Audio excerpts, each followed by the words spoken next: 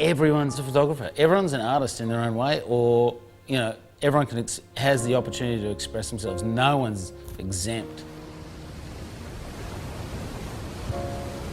It's an extraordinary thing. It's only very recent history that we can actually freeze a moment and have it right there without having to spend hours painting it.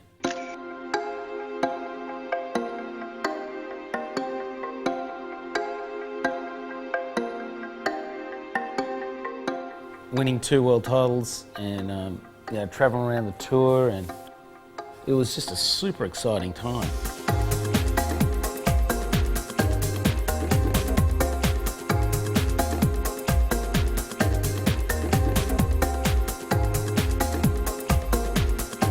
I think photography was just, it enabled me to engage with a bit bigger world. I think I didn't really like shooting surfing. From time to time I would, or I'd shoot people around it, but I'd like to get away from it. So it was actually offering me another world.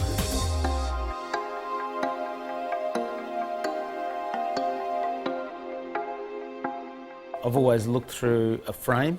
You know, I've always seen sort of frame things, and once I got a camera, you know, in front of my eye and I looked through the lens, I realised that's what was happening, you know, that I could look through, and I loved the idea of focusing, you know, focusing on a part of what was in the frame.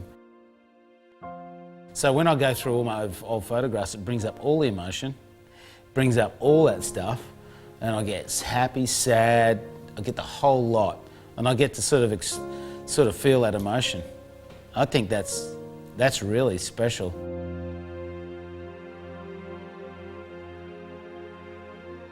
This photo is of Pedra Branca.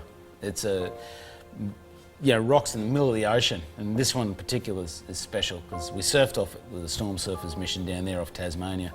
It was crazy, yeah.